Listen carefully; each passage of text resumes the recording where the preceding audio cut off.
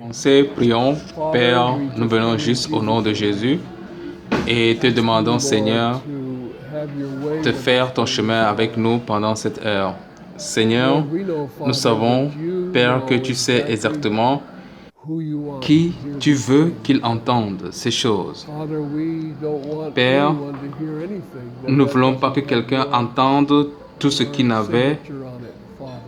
n'a pas ta signature, Père.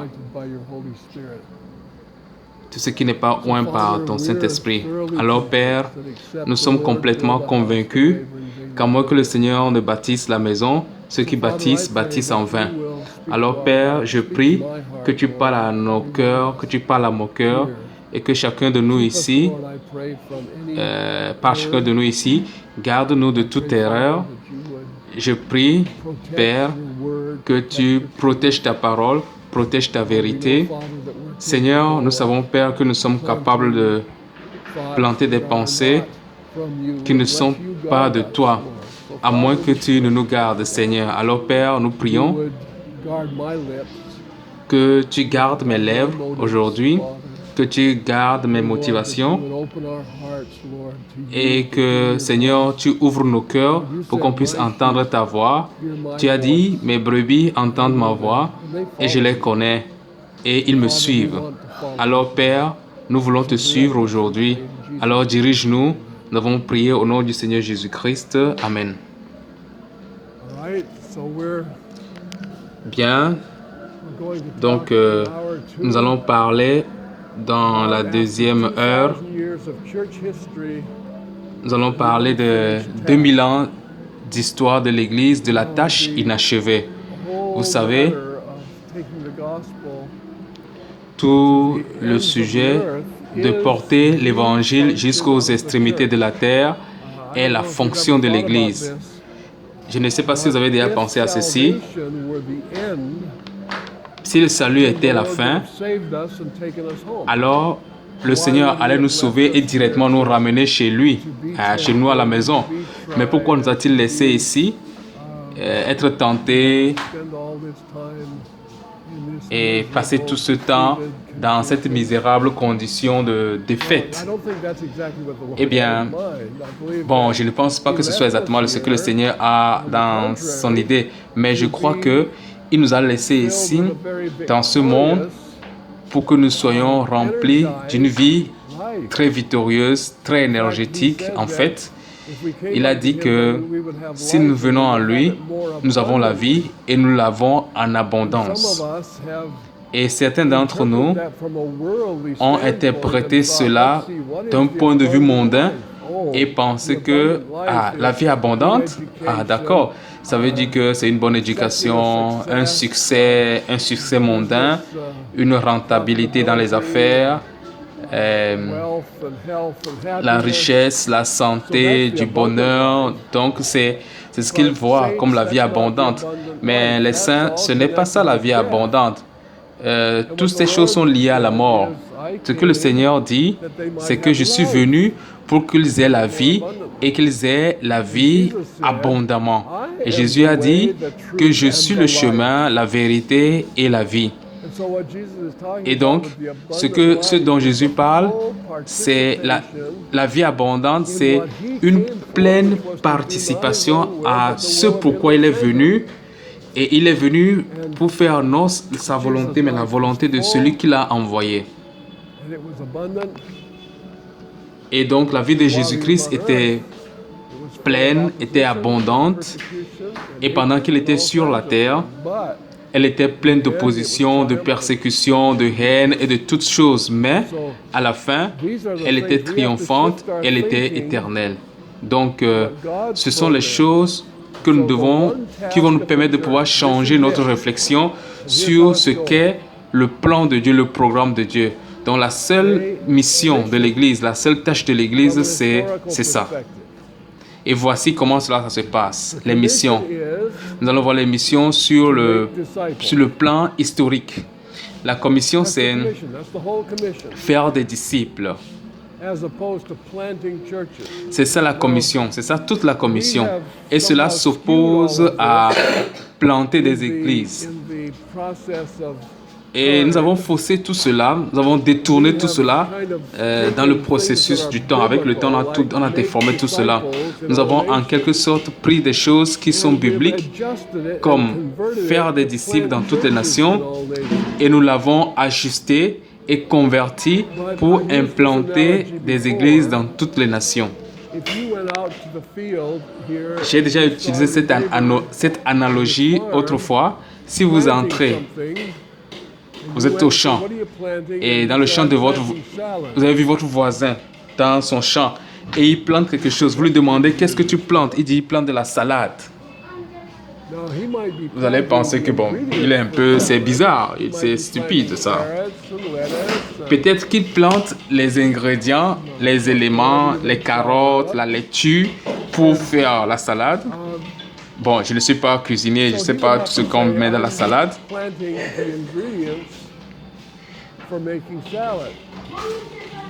Donc, il doit dire, je plante des ingrédients pour faire la salade. C'est le chef qui fera la salade. Mais ce que moi je plante, c'est les ingrédients. Et donc, c'est exactement la même chose. Les ingrédients sont les disciples. L'église, c'est la salade.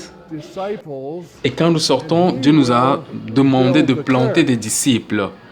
Et il bâtira son église. Et c'est comme ça que ça marche. Et l'un des problèmes aujourd'hui, c'est que nous avons implanté de nombreuses églises qui sont pleines de gens qui ont besoin d'être évangélisés. Donc, ils ne sont pas du tout l'église.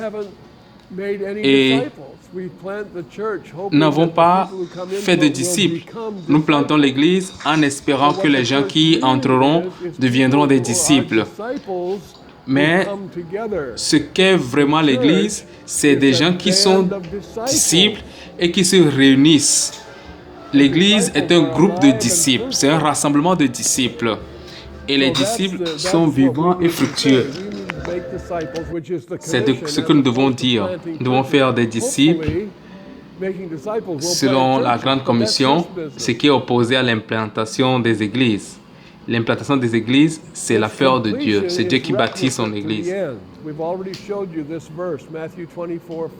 Nous avons déjà montré ce verset dans Matthieu 24, verset 14, qui dit « Lorsque le travail sera terminé, ainsi viendra la fin. » Donc, comment est-ce que cela a commencé? Et comment est-ce que cela évolue?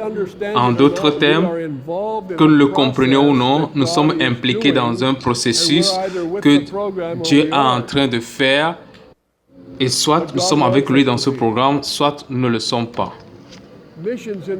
Mais Dieu voudrait qu'on soit avec lui. First of all, in Acts 2, I'm just going to take kind of a little oversight here. Acts 2, the church becomes a body. Now, there are many people who think that the church started in Acts 2. Maintenant, il y a beaucoup de gens qui pensent que l'Église a commencé dans Actes chapitre 2. Le jour où le Saint-Esprit est descendu sur les disciples, ils étaient 120 personnes dans la chambre haute. Et le Saint-Esprit a été déversé sur eux. Ils ont tous été baptisés par le Saint-Esprit et ainsi de suite. Ils ont été remplis de l'Esprit. Mais ce n'est pas là le début de l'Église. L'Église, c'est ceux qui sont appelés hors d'eux.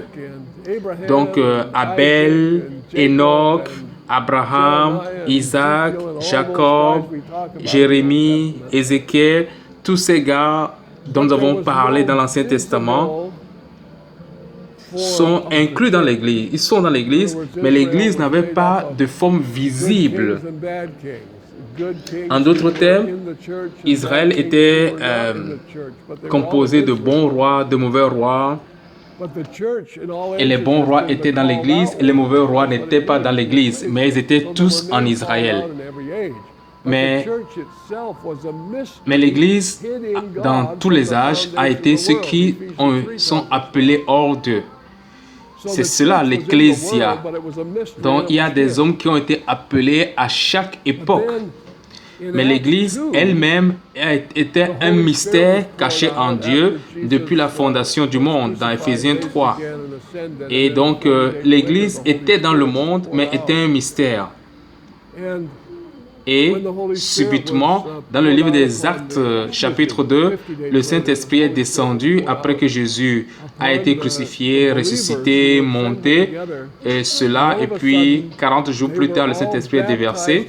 Et quand le Saint-Esprit a été déversé, excusez-moi, c'est plutôt 50 jours plus tard, le Saint-Esprit a été déversé sur les croyants qui étaient assemblés, et tout d'un coup, ils ont tous été baptisés en un seul corps, qui est l'Église. Et maintenant, chaque fois que quelqu'un est sauvé, il est baptisé par l'Esprit dans ce même corps. Donc, nous pouvons dire que, et je ne suis pas en train de discuter avec les gens qui croient que l'Église a commencé dans le livre des Actes chapitre 2, mais je pense que c'est une perception erronée. Mais donc, on peut dire que l'Église est devenue visible dans le livre des Actes chapitre 2. L'Église est devenue une entité qui pourrait être persécutée à la fois par les Juifs et par les païens. C'est devenu une force avec laquelle il faut compter. Et ainsi, dans Actes chapitre 2, l'Église est devenue un corps. Et les missions ont commencé immédiatement. Et voici comment cela a commencé. Pierre et Jean entrent dans le temple, le beau temple à l'heure de la prière, et un mendiant qui est paralysé des pieds, impuissant dans ses pieds, et qui ne peut pas marcher, un boiteux, estropié, depuis 40 ans, est assis à la belle porte et il a demandé l'aumône à Pierre et à Jean.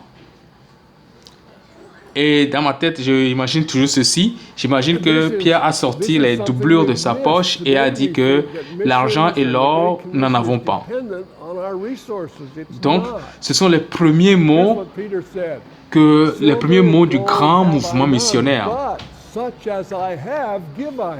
Et c'est quelque chose que nous avons manqué, nous avons raté aujourd'hui. Nous pensons que les missions et la grande commission dépendent de nos ressources. Non, ce n'est pas ça. Pierre a dit, nous n'avons ni argent ni or, mais ce que nous avons, nous te le donnons. Et ils l'ont pris par la main et ils l'ont mis sur ses pieds et ils ont dit, lève-toi et marche. Et cet homme, marchant, sautant et louant Dieu, est allé avec eux dans le temple au moment de la prière. Donc nous voyons ici une grande image. Une image des missions comme quelque chose qui ne dépend pas du tout des ressources humaines, des ressources de l'homme, mais dépend entièrement des ressources que Dieu a placées en son sein, dans l'Église, dans le peuple, dans son peuple. Et le résultat, c'est que le boiteux a marché, et les boiteux ont marché sur le plan physique, et les aveugles ont vu. Et quand nous allons dans les endroits où les gens sont spirituellement aveugles et que nous apportons l'Évangile, ils deviennent des voyants spirituels, et ces gens et ceux qui sont spirituellement boiteux, parce qu'ils ne peuvent pas marcher spirituellement, ils deviennent capables de marcher spirituellement. Je ne veux pas simplement spiritualiser tout, parce que nous voyons aussi des réalités physiques. Parce que ces choses se produisent aussi dans la réalité physique. Mais ce qui est important et qui est réel, c'est que Dieu est venu chercher et sauver ceux qui étaient perdus et les amener en communion avec son Fils. C'est ce qu'il dit dans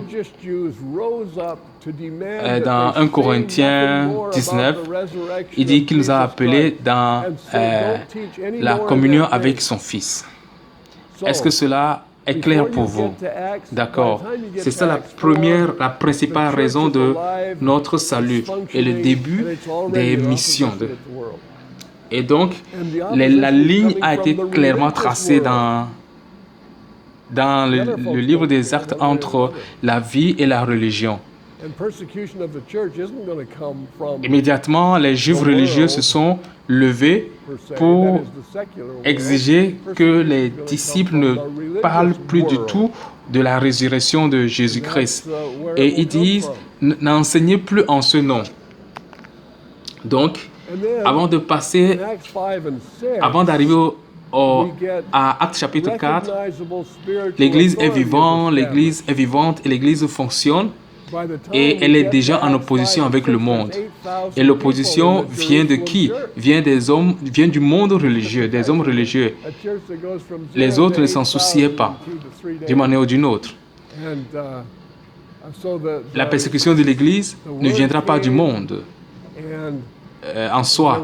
La persécution viendra, je veux dire, du monde séculier. La persécution ne viendra pas du monde séculier en soi, mais du monde religieux. Et c'est de là que ça va venir. Dans Actes chapitre 5 et 6, nous obtenons une autorité spirituelle reconnaissable et établie. Au moment où nous arrivons à Actes 5 et 6, il y a 8 personnes dans l'église de Jérusalem, 8000 personnes dans l'église de Jérusalem. Imaginez l'église qui a commencé physiquement de 0 à 8000 personnes en 2-3 jours. Et donc, il y avait une confusion au sein de l'église. On voyait les veuves des Juifs grecs.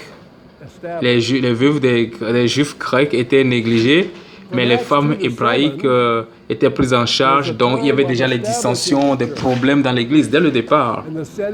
Et donc, qu'est-ce qu'ils ont fait? Ils se sont organisés d'après le besoin qui s'annonçait. Alors, qu'est-ce que cela nous enseigne?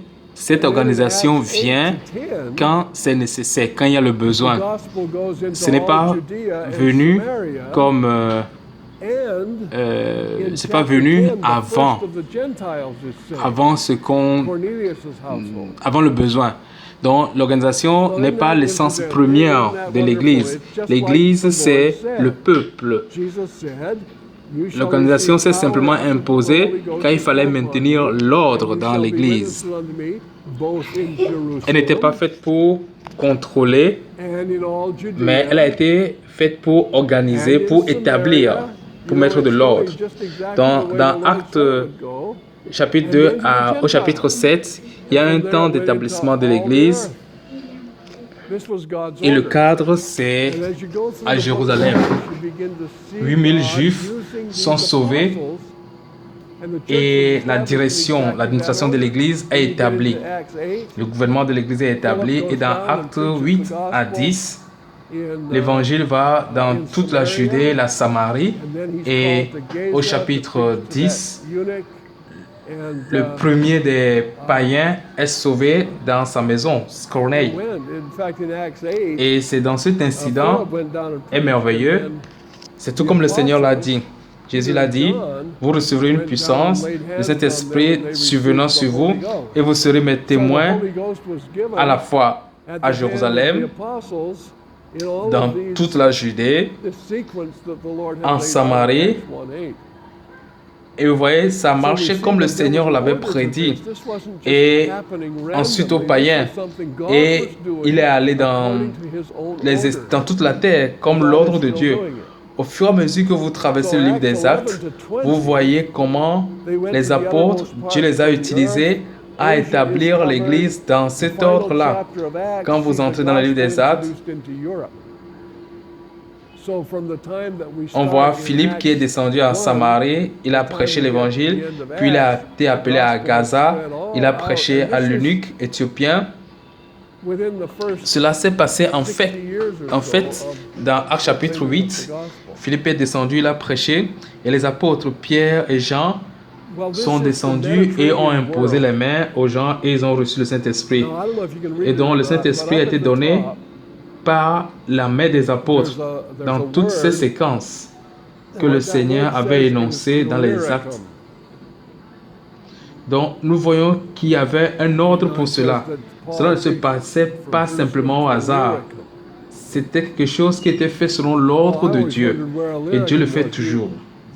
Donc, dans Actes chapitre 11, du chapitre 11 au chapitre 20, Ils sont allés aux extrémités de la terre. L'Asie est couverte. Le dernier chapitre des Actes voit l'évangile introduit en Europe. Donc, du moment où on commence dans Actes chapitre 1 jusqu'à la fin de Actes, on voit l'évangile qui s'est répandu partout. Et ça, c'est dans les 60 premières années environ de la proclamation de l'évangile. Donc ici, voici le monde méditerranéen. Je ne sais pas si vous arrivez à lire la carte, mais en haut, il y a un mot. Et quel est ce mot? C'est Illyrie. Et la Bible dit que Paul a prêché de Jérusalem jusqu'à la province d'Illyrie. Je me demande, vous allez vous demander où est l'Illyrie, mais est-ce que vous arrivez à voir ça sur la carte? C'est en haut. Dans l'Europe de l'Est. C'est comme si c'est au-dessus. Je ne sais même pas exactement si je connais bien ma carte, mais c'est autour de la Yougoslavie. Et donc,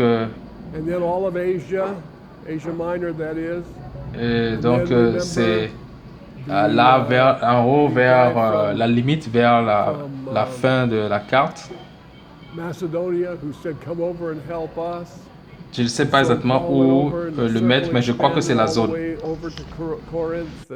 Dans Romains 15, 19, Paul dit que depuis Jérusalem et les pays voisins jusqu'en Illyrie, j'ai abondamment répandu l'évangile de Christ.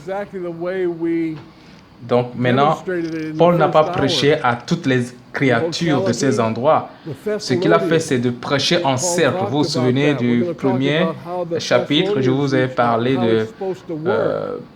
du cercle. Donc, ce sont des localités. Et pendant qu'il prêchait, il a prêché à Jérusalem, autour de Jérusalem. Ensuite, il est allé à Chypre, il est allé à Antioche, et de là jusqu'en Galatie, et ces lieux, et il a fait des disciples, et ensuite toute l'Asie mineure, et vous vous souvenez, le gars de la Macédoine qui a dit viens à notre secours, donc Paul est allé. Et le cercle s'est élargi sur tout le chemin jusqu'à Corinthe, à Athènes. Et finalement, il a dit, je suis allé jusqu'à l'Illyrie. Et la prédication s'est déroulée exactement de la manière dont nous l'avons démontré dans la partie précédente, heure numéro 1. Il est allé à Thessalonique. Nous allons parler de comment est-ce que les Thessaloniciens ont tendu la main à Paul et comment l'Église est censée fonctionner. Dans 1 Thessaloniciens chapitre 15 verset 28, on a le modèle. Dans 1 Thessaloniciens chapitre 1 verset 5 à 8, Paul dit que les Thessaloniciens sont devenus un modèle pour tous les croyants de la Macédoine. Et donc quand Paul est parti à Thessalonique, est-ce que quelqu'un sait combien de temps Paul a passé à Thessalonique? À peu près 3 semaines. Et il a établi une église à Thessalonique. Il a établi des disciples qui ont parcouru tout le chemin jusqu'à Rome et qui ont été influents. 1 Thessaloniciens chapitre 1 verset 5. C'est important de noter cela, c'est très important pour nous tous. Parce que Paul est un modèle.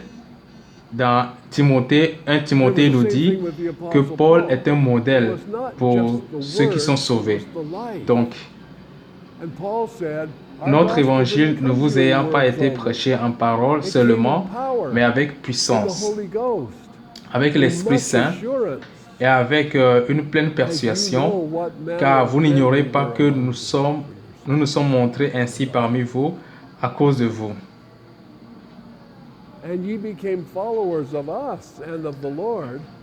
Remarquez cette phrase.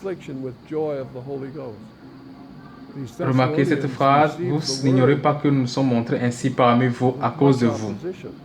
Supposons que Jésus-Christ avait dit les mêmes paroles qu'il a dites, mais n'avait pas vécu la vie qu'il a vécue, qu'il a menée. Est-ce que les choses seraient pareilles? Non. Premièrement, il ne serait pas qualifié d'être notre sauveur. Non seulement ça, s'il avait vécu le contraire de ses paroles, ses enseignements, on n'allait même pas entendre parler de lui aujourd'hui. C'est parce que la vie qu'il a menée, accordait du crédit, accordait de la crédibilité à ses propos. Et c'est la même chose avec l'apôtre Paul. Ce n'était pas seulement en parole, mais en vie. Ce n'était pas seulement les mots, mais la vie. Et Paul dit que l'évangile qu'on vous a prêché n'est pas venu seulement en parole, mais avec puissance, avec l'Esprit Saint et avec une pleine persuasion. Car vous n'ignorez pas que nous nous sommes montrés ainsi parmi vous à cause de vous.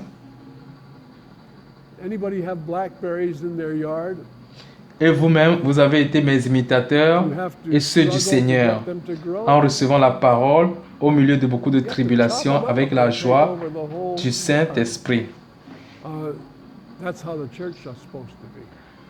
Donc, ces Thessaloniciens ont reçu la parole dans beaucoup d'opposition, mais ils l'ont reçu avec joie. En sorte que vous êtes devenu le modèle pour tous les croyants de la Macédoine et de l'Achaïe.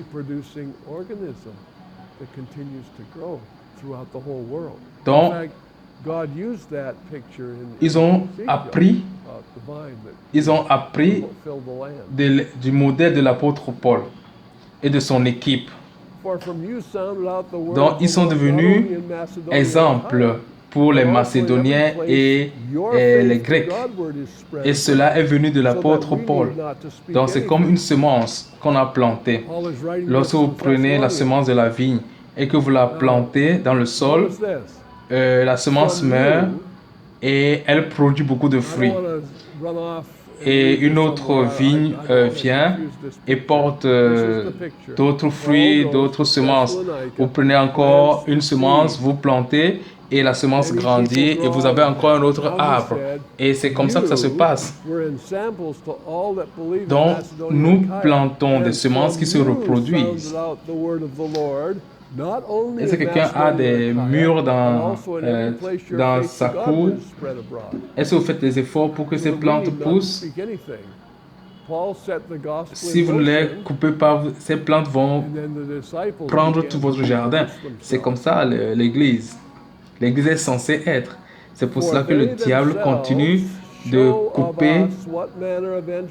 Nous reconnaissons que l'Église est censée, je ne sais pas comment dire, mais l'Église doit être un organisme autoreproducteur qui doit croître d'elle-même. Et c'est comme ça que c'est l'image que Dieu donne dans Ézéchiel à propos de la vigne qui a poussé dans le trou et a rempli le pays.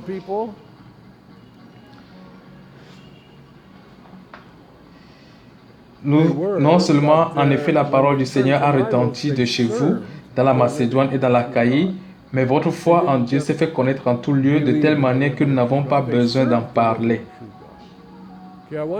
Donc Paul parle ici des Thessaloniciens. Ça me donne l'image suivante. Paul va à Thessalonique et plante la graine. Et beaucoup de gens ont grandi.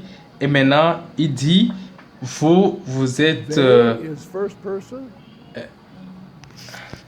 un modèle pour ceux de la Macédoine et de l'Achaïe. Et de vous, la parole a retenti. Et pas seul. Et votre foi s'est fait connaître en tout lieu. Et au point où nous n'avons pas besoin d'en parler. Donc Paul a mis l'évangile en mouvement et ensuite les disciples ont commencé par se reproduire. twice removed from Paul. Car So this is what I meant by first, on second, raconte third à person. notre sujet quel accès nous avons eu auprès de vous et comment vous êtes convertis à Dieu en abandonnant les idoles pour servir le Dieu vivant et vrai. Donc, ces Thessaloniciens sont des adorateurs d'idoles, sont des idolâtres. Et quand ils ont abandonné les idoles, ils ont fait quoi? Est-ce qu'ils ont commencé par vivre selon la morale?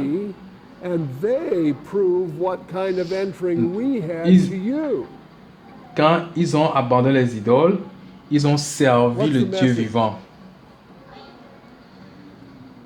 Ils n'ont pas seulement cru au Dieu vivant, mais ils l'ont servi. Et j'aimerais que vous fassiez attention à ces mots-là. And so, we're not just looking at the fact that I'm supposed to live a good life now that I'm a Il y a Christian. plutôt il dans la version anglaise.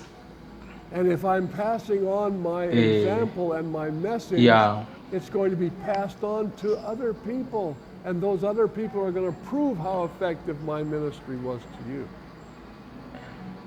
So we should be looking down the line, not just to our being saved, but to multiplying the kingdom of God. Is this making sense? Everybody's looking at me kind of Bon, voici ce que je veux dire. Is this confusing? No, okay. On raconte. Donc, ce n'est pas Paul. On raconte à notre sujet quel accès nous avons eu auprès de vous. Donc, il y a Paul inclus. Donc, Paul est venu à eux. Et quand Paul leur a prêché la parole, eux aussi à leur tour, ils ont prêché la parole à quelqu'un d'autre. Qu'est-ce qu'on peut comprendre de là? Ce qu'on peut comprendre, c'est que vous avez porté du fruit. Et ce sont ces fruits-là qui parlent de vous. Donc, ce n'est pas que je suis censé mener une bonne vie maintenant que je suis chrétien, non. Maintenant que je suis chrétien, je suis censé servir le Seigneur. Et je transmets mon exemple et mon message. Et il va être transmis à d'autres personnes. Et d'autres personnes ce sont ces personnes-là qui vont raconter, qui vont témoigner comment mon ministère est efficace. Donc, nous devons regarder pas seulement à nous, mais à la multiplication du royaume de Dieu. Est-ce que cela est clair? C'est comme si vous regardez dans le vide. Peut-être que ce que je dis vous donne la confusion. J'espère que non. Donc, la persécution a accompagné la progression de l'évangile. La persécution a pour but d'arrêter la propagation de l'évangile. Les Romains ont été les principaux persécuteurs jusqu'à environ 325, l'an 325 après Jésus-Christ. Donc les Romains ont persécuté l'Église, ils ont aussi persécuté les Juifs qui ont persécuté l'Église aussi. Donc l'Église était persécutée par tout le monde jusqu'à environ l'an 325 après Jésus-Christ, quand Constantin a embrassé le christianisme. Il a embrassé le christianisme pour son propre profit. Mais quand il l'a fait, le christianisme est devenu la religion de son choix. Et de nombreux chrétiens pourraient penser que c'est merveilleux. Ils étaient si influents qu'ils ont influé le grand homme dans le monde, l'homme le plus fort du monde en ce moment-là. C'est ce qu'ils pouvaient penser. Mais est-ce que cela a aidé l'Église?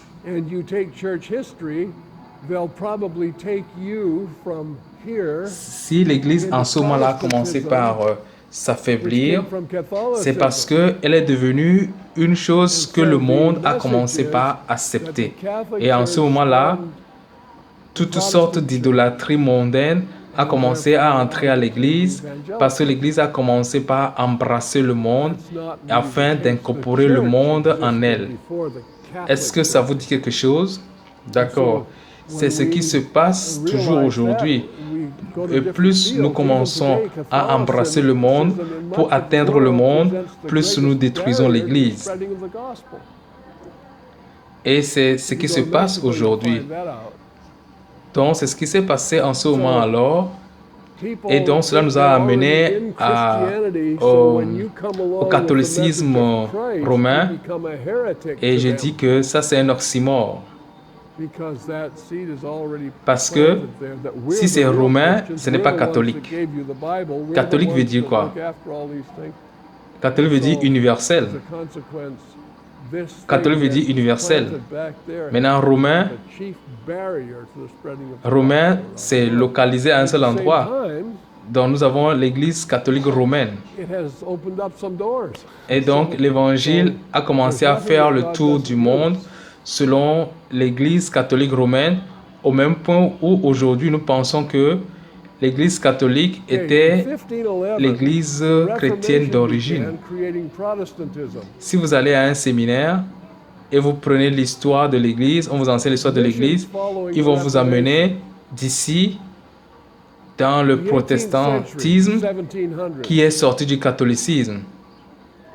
Et donc le message serait que l'Église catholique a engendré l'Église protestante. Et donc de l'Église protestante est sortie l'Église évangélique. Mais ce n'est pas vraiment ça le cas. L'Église existait bien avant le catholicisme. Et donc quand nous réalisons cela dans différents domaines, même aujourd'hui, l'Église catholique est présente dans une grande partie du monde et elle constitue un grand obstacle à la diffusion de l'Évangile. Quand vous irez au Mexique, vous allez comprendre cela. Donc, ceux qui sont déjà chrétiens par religion, lorsque vous leur apportez le message du Christ, vous devenez hérétique pour eux. Parce que la semence qui est déjà plantée en eux, c'est que c'est nous qui sommes nous sommes les vrais chrétiens. Et ils ne veulent pas écouter l'évangile. Et par conséquent, ce qui a été planté là-bas est devenu une barrière à la propagation de l'évangile dans le monde. Et au même moment, elle a ouvert aussi quelques portes. Donc, il n'y a rien que Dieu n'utilise pas.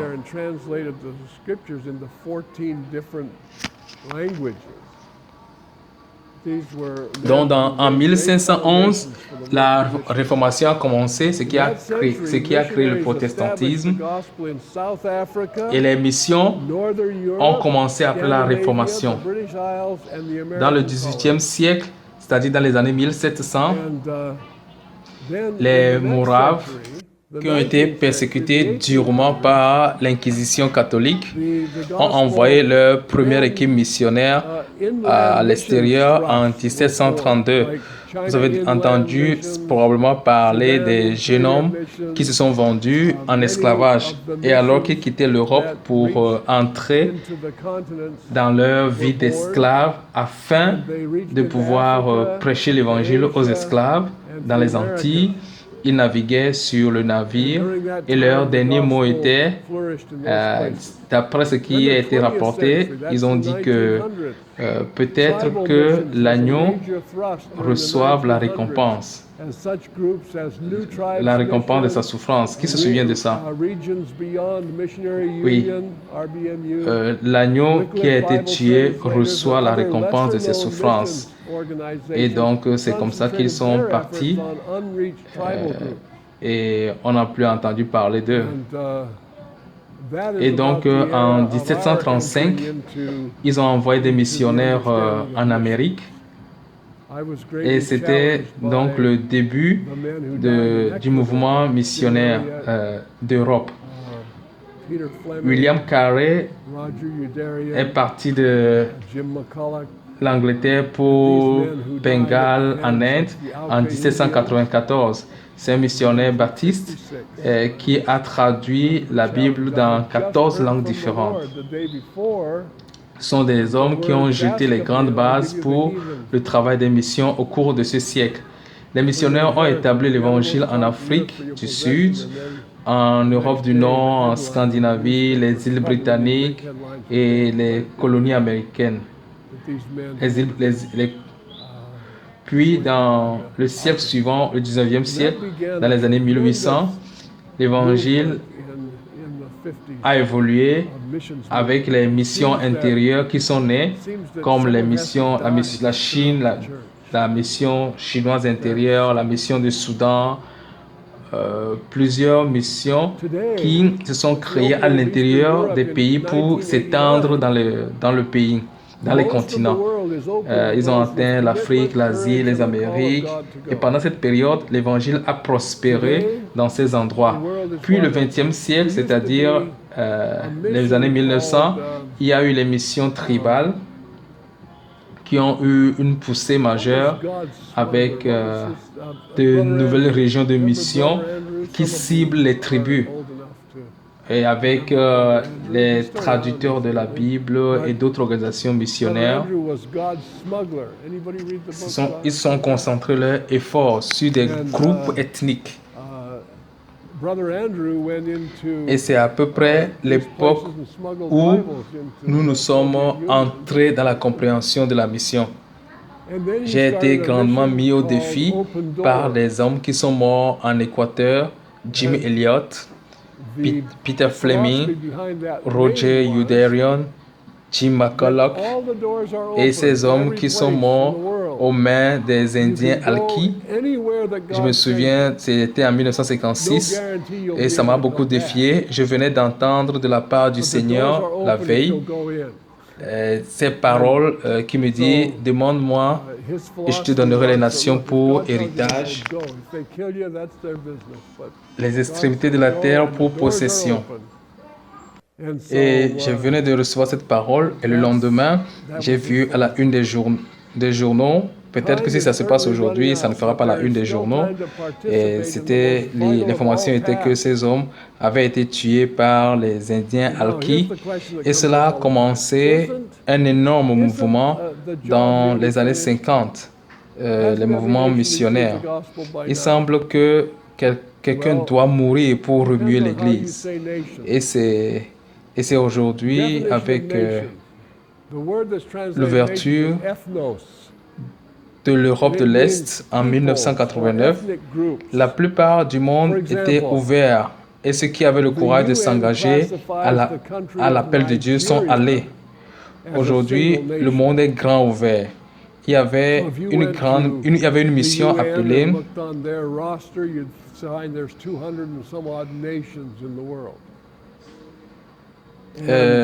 quel était son nom? Le nom du frère, il s'appelait le frère Andrew. Certains d'entre vous sont assez vieux pour se souvenir du frère Andrew. Et c'est lui qui parle de Dieu contrebandier. Il a écrit un livre comme ça. Est-ce que vous l'avez lu? Et le frère Andrew, il est allé dans ces endroits et il faisait passer la Bible en Union soviétique. Et à plusieurs endroits, il a commencé des missions appelées portes ouvertes. Il a commencé une mission appelée portes ouvertes. La philosophie derrière ce nom, c'est que toutes les portes sont ouvertes dans tous les endroits du monde. Vous pouvez aller n'importe où Dieu vous envoie. Mais il n'y a aucune garantie que vous allez revenir. Cependant, les portes sont quand même ouvertes, entrez. Et donc, c'était ça sa philosophie. C'est que là où Dieu vous dit d'aller, allez-y. Et s'il vous tue, allez-y, Dieu vous demande d'aller et il peut vous tuer, mais allez-y quand même. Les portes sont ouvertes. C'était ça sa philosophie. Le temps est certainement compté mais il est encore temps pour participer à la plus vitale de toutes les tâches. Maintenant, voici la question qui revient tout le temps. N'est-ce pas le travail déjà terminé?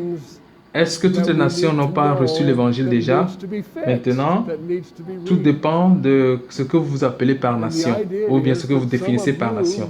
La définition de nation, le mot nation, c'est ethnos. Ethnos veut dire les groupes ethniques. Par exemple, l'ONU classe le pays, le Nigeria, comme une seule nation. Donc, si vous allez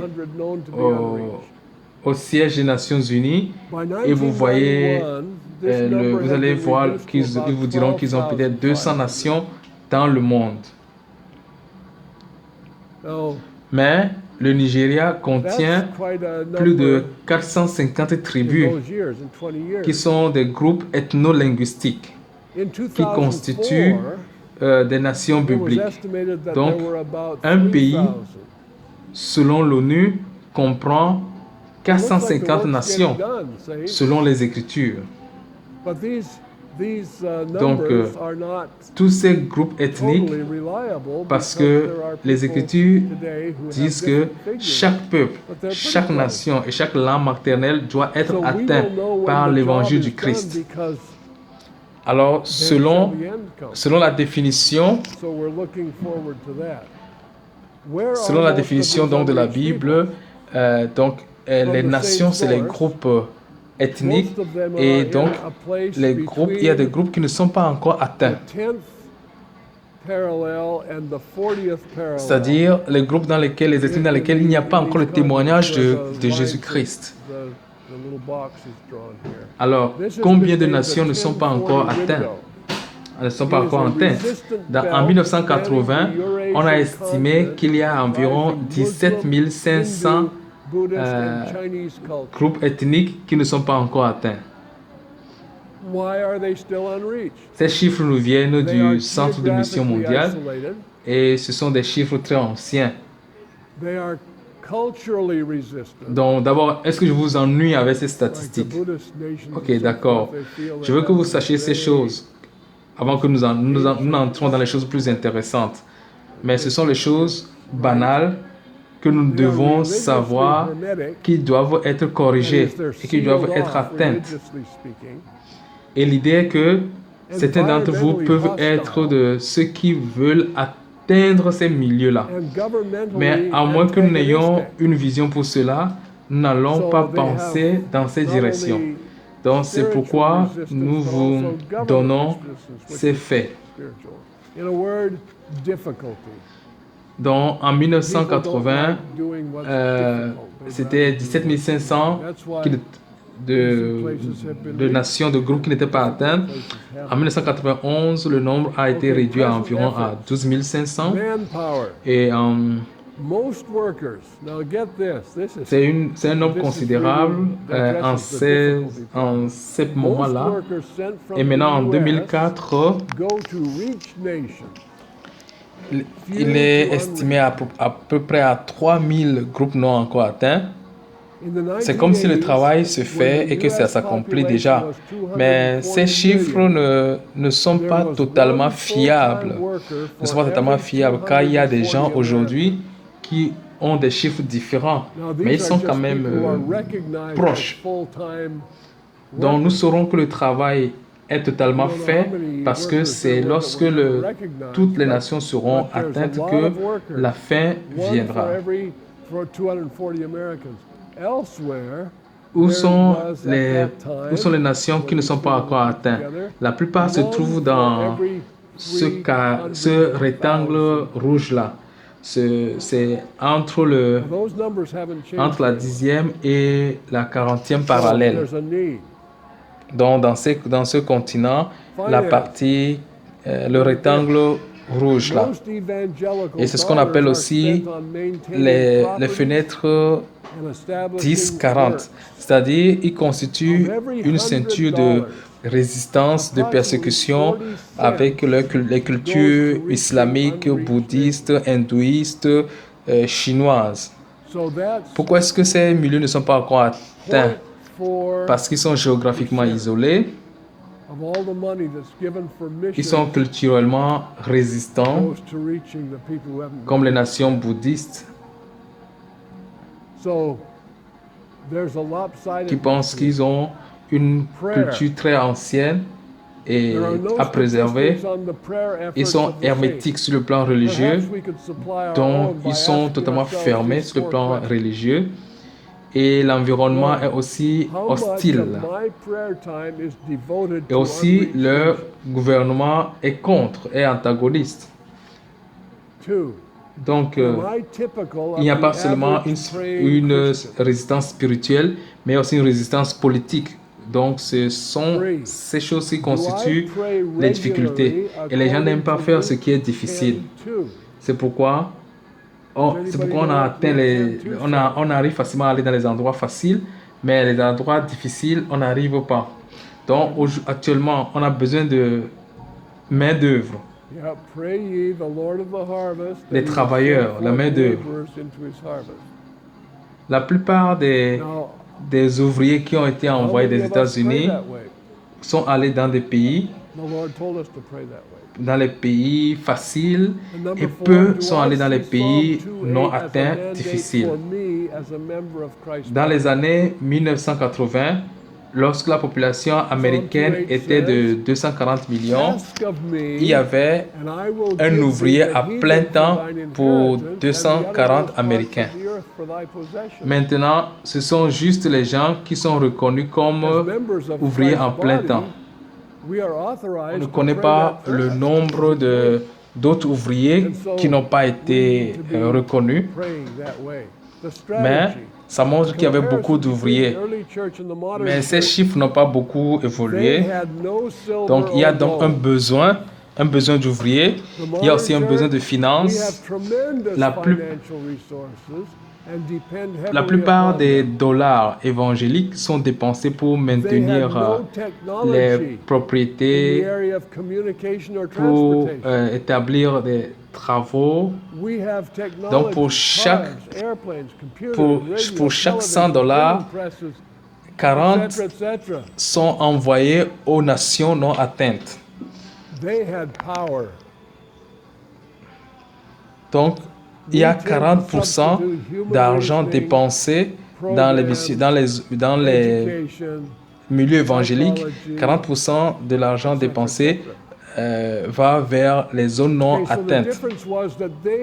Donc, il y a un côté déséquilibré. Parlons de la prière. Pour la prière, nous n'avons pas de statistiques. Mais chacun de nous peut se poser la question de savoir si nous prions comme il faut, selon les 4 questions. Question numéro 1. Combien de temps je consacre à ma prière? Je consacre dans ma prière, combien de mon temps est consacré aux nations non atteintes? 2. Est-ce que je suis vraiment un chrétien qui prie d'une manière normale, en moyenne? 3. Est-ce que je prie régulièrement selon Luc chapitre 10, verset 2? Est-ce que vous vous rappelez de ce que Luc chapitre 10, verset 2 dit? Pardon? Oui, priez le Seigneur de la moisson afin qu'il envoie des ouvriers dans sa moisson. Maintenant, combien d'entre nous prient de cette façon? Le Seigneur nous a demandé de prier pour qu'il envoie les moissonneurs dans la moisson, les ouvriers dans la moisson. Numéro 4. Est-ce que je vois Psaume chapitre 2, verset 8 comme un mandat pour moi en tant que membre du corps? Psaume 2, verset 8 dit quoi? Demande-moi et je te donnerai les nations pour héritage et les extrémités de la terre pour possession. En tant que membre du corps de Christ, nous sommes autorisés à faire cette prière en son nom. Donc nous devons prier de cette façon. Il y a la comparaison entre, sur le plan stratégique, il y a la comparaison entre l'Église moderne et l'Église primitive. in one person. L'Église primitive n'avait ni argent ni or. L'Église moderne, nous avons d'énormes ressources financières. Nous dépendons beaucoup de ces ressources même d'ailleurs. That authority is examples to the flock and taking responsibility for nourishing up disciples. So, il n'avait pas de technologie dans le domaine de la communication, du transport. Nous avons la technologie des voitures, des avions, des télévisions, des ordinateurs, de la presse, etc. Ils avaient le pouvoir. Nous avons tendance à substituer le raisonnement humain, l'éducation, le programme, la psychologie.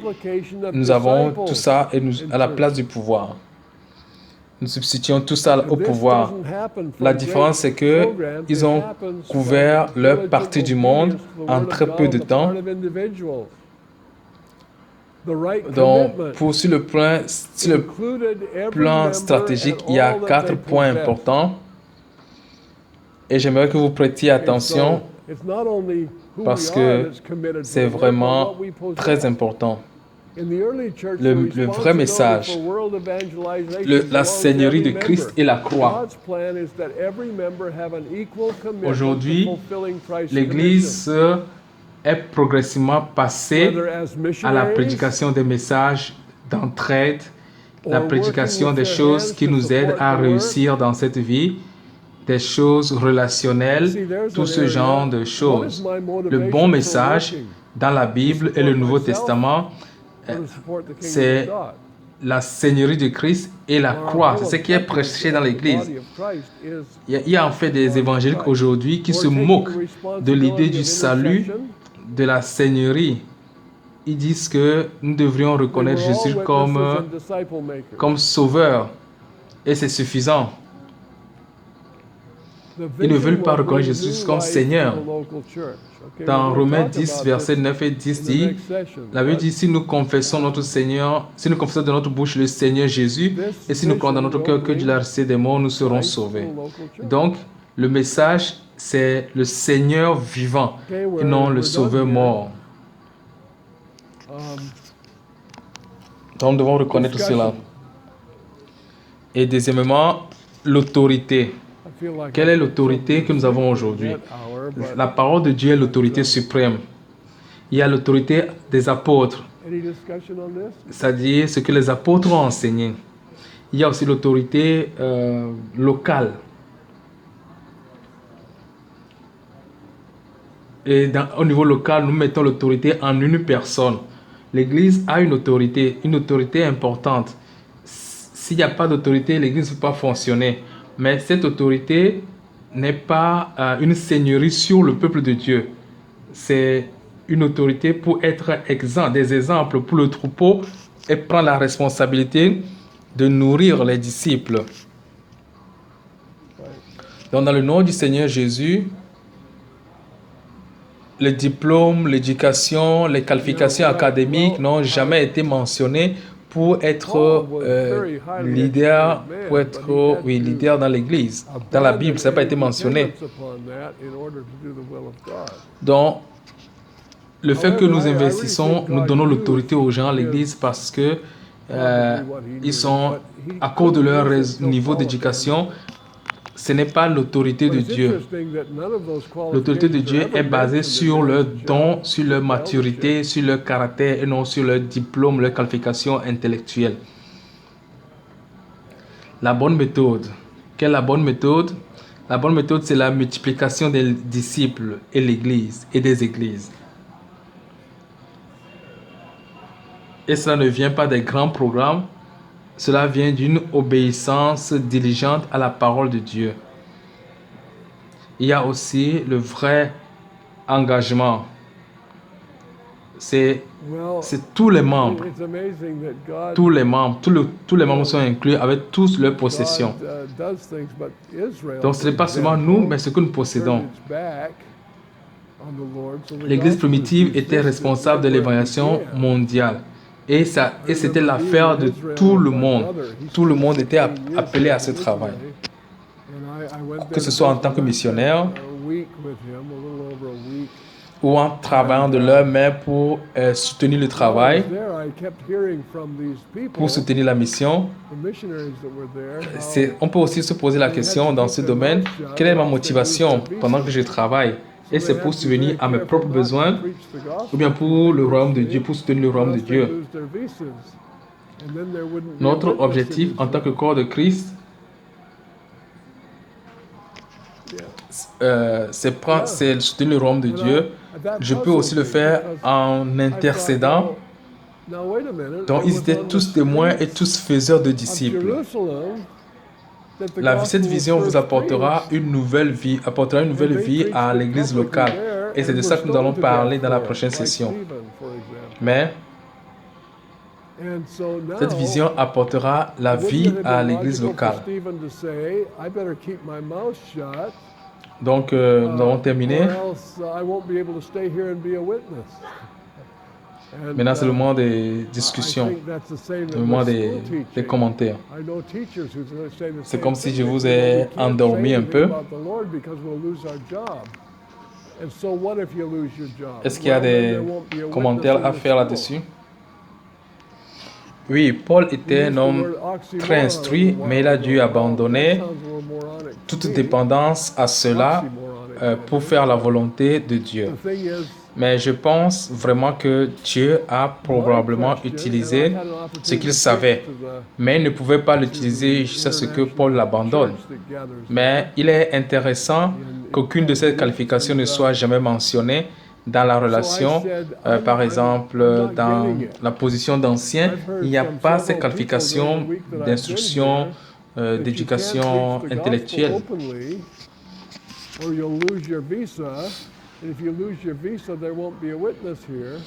C'est incroyable que Dieu, vous savez, Dieu fait les choses, mais Israël, par exemple, a tourné le dos au Seigneur. Donc, l'évangile est résisté là où il a commencé. Je me souviens d'avoir été en Israël avec mon frère. Il a passé 16 ans là-bas en tant que missionnaire. Je suis allé lui rendre visite et j'ai passé une semaine avec lui, un peu plus d'une semaine. Et pendant que j'étais là-bas, j'ai continué à entendre de ces gens que les missionnaires qui étaient là, comment ils devaient se taire, sinon ils perdraient leur visa. Donc ils devaient faire très attention à ne pas prêcher vigoureusement l'évangile, sinon ils perdraient leur visa. Et alors, il n'y aurait pas de témoins en Israël. Oui. Et cela m'a intrigué parce que je pensais bien maintenant, attendez un peu, que c'était dans les rues de Jérusalem que l'évangile a été prêché pour la première fois. Et ils l'ont prêché publiquement là-bas. Et ils ont été lapidés à mort pour cela. C'est le cas d'Étienne par exemple. Et donc maintenant, n'aurait-il pas été logique pour Étienne de dire que bon, il faut que je me taise, sinon je ne pourrais pas rester ici et pour prêcher la parole. Et je pense que c'est la même chose aujourd'hui avec l'enseignement scolaire. Il y a des enseignants qui disent nous ne pouvons pas prêcher la parole. Si nous prêchons la parole, nous allons perdre notre travail. Et donc, si tu perds ton travail, mais là, est-ce qu'il y aura encore quelqu'un pour prêcher l'évangile à l'école? Alors, il ne faut plus que je prêche l'évangile. Je trouve encore qu'il y a un oxymore là-bas. Et c'est un peu idiot même. Parce que la chose, c'est que ma question, c'est que quand j'ai eu l'occasion de prêcher, when there is an active testimony planted there that is able to reproduce itself. That's why we had that little discussion about first, second, and third party. Is that Paul went into Thessalonica, planted the seed there. Paul was thrust out of that place, but the seed he planted went on to plant seeds which bore fruit. So I would think he could say that Thessalonica. Non, je pense qu'on peut avoir des critères différents, mais ce que je verrai dans les Écritures, c'est que une nation est atteinte quand il y a un actif témoignage planté là-bas qui est capable de se reproduire. C'est pourquoi nous avons eu cette petite discussion sur la première, deuxième et troisième partie. C'est que Paul est parti à Thessalonique. Il a planté la graine là-bas, la semence là-bas. Paul a été chassé de cet endroit, mais la graine qu'il a plantée a continué et a porté du fruit. Donc, je pense qu'il pourrait dire que Thessalonique a été atteint. Il y a eu une prédication et un témoignage soutenu actif à cet endroit. Nous allons parler de ça dans la prochaine heure. Oui, nous allons parler de cela.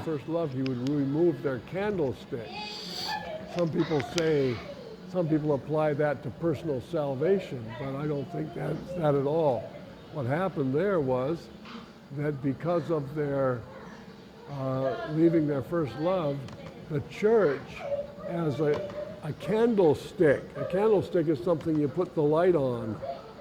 He didn't say he would take the salvation away from people. He said he would remove the candlestick from that area, and I think that's what's happened there. Je ne sais pas exactement comment le Seigneur regarde tout cela, mais je sais qu'à Éphèse, il avait dit que parce qu'ils ont abandonné leur premier amour, il va leur enlever leur chandelier. Certains pensent que c'est qui va enlever leur salut, mais je ne pense pas ainsi. Parce qu'ils ont abandonné leur premier amour, l'Église est comme un chandelier et le chandelier, on met la lumière dessus. Donc, je ne pense pas que c'est le salut individuel qu'il dit qu'il va enlever, mais il va enlever la lumière, le chandelier de cette zone. Et je crois que c'est ce qui s'est passé. Donc, je crois que l'Église, l'Évangile doit être relancé, rallumé dans ces endroits. Mais comment est-ce que Dieu voit cela, atteint ou non atteint, ça je ne sais pas. Je pense que nous devons être mis au défi de dire que l'Évangile devrait vivre partout en ce moment. Pas d'abord et ensuite, mais à la fois au même moment, partout. D'accord, nous avons encore 2 minutes pour la discussion. Bon, on a même déjà dépassé le temps, donc on prendra juste la dernière intervention.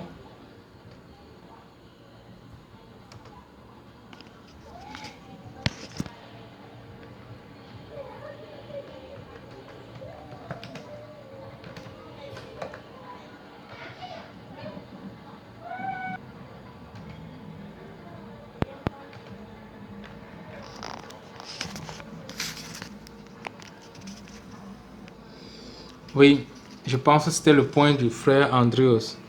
Alors, n'importe quel endroit qui est ouvert, nous sommes prêts à aller. Nous pouvons être exécutés quand nous y arrivons, mais les portes sont ouvertes et donc on y entre. Et Jésus a dit, à moins que le maïs qui tombe à terre ne meure, il meurt tout seul. Mais mourir ici peut signifier mourir à nous-mêmes ou bien mourir littéralement, verser notre sang. C'est la même chose. Mais je ne pense pas que quiconque a versé son sang en faisant la volonté de Dieu l'a jamais fait en vain. Comme on pourrait dire de Jim Elliot, l'homme qui est Jim Elliot, dommage qu'il n'ait même pas commencé avant d'être tué. Et oui, il a été tué, mais c'est vrai, mais cette tribu est atteinte aujourd'hui par l'évangile et prêche maintenant l'évangile. Cette tribu a été fructueuse. Et tout a commencé avec Tim qui a été planté, qui a été enterré. Et Roger et ses gars qui sont allés là-bas, ils étaient là pour un jour. Ils n'ont rien entendu et ils sont morts.